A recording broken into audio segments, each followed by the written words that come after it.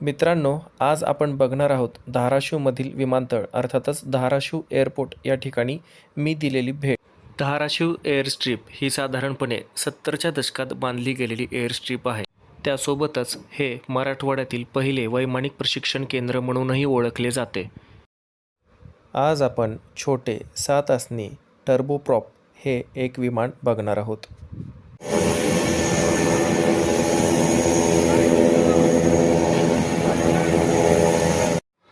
मित्रांनो, मात्र या ठिकाणी उतरणारी विमाने ही काही कारणानिमित्ताने एखादा मंत्री किंवा मोठी सेलिब्रिटी येणार असतील तर उतरतात.